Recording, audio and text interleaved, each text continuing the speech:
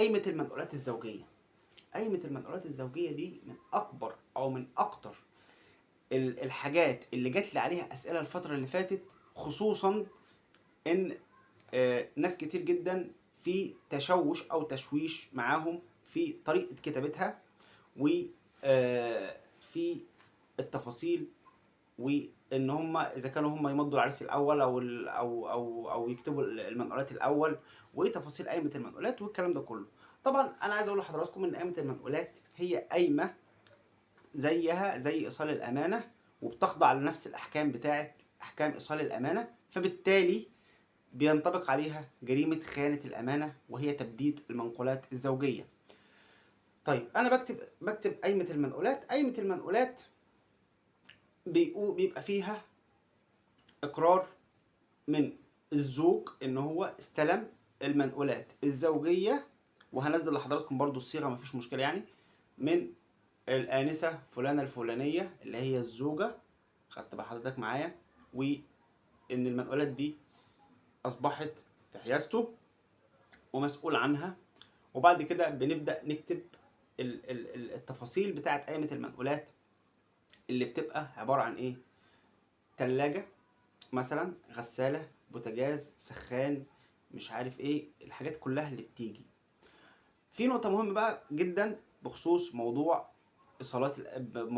قائمة المنقولات، ان احنا لما نيجي نكتب قائمة المنقولات لازم نكتب قائمة المنقولات بشكل مفصل. يعني ايه بشكل مفصل؟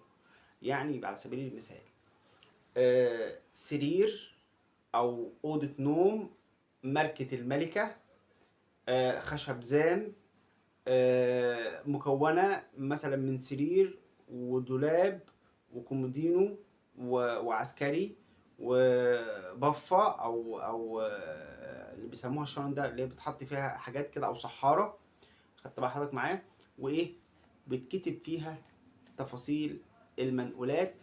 انتريه مثلا ماركة الملك فاروق، انتريه مش عارف ماركة ايه، مثلا ديب فريزر ماركت وايت ويل. يعني بتكتب كافة التفاصيل الخاصة بقائمة المنقولات، علشان لو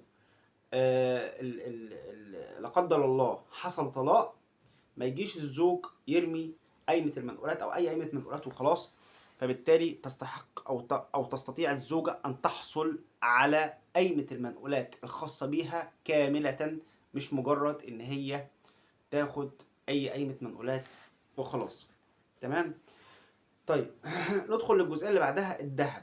انا من رايي الشخصي لو بكتب قايمه، الذهب هخليه في ورقه مستقله عن قايمه المنقولات، ويطالب بيه ويتم المطالبه بيه مستقلا عن قايمه المنقولات، عشان قايمه المنقولات اساسا شرعت واتعملت علشان تحفظ حق الزوجه في المنقولات.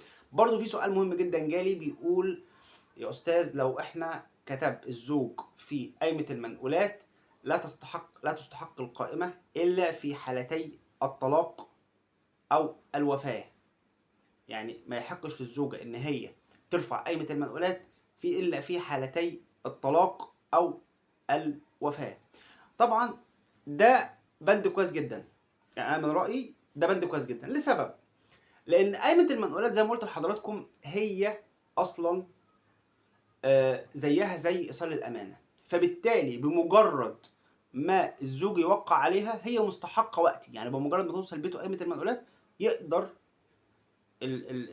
تقدر الزوجة ترفع قائمة المنقولات وتطالبه بيها حتى لو هي على ذمته.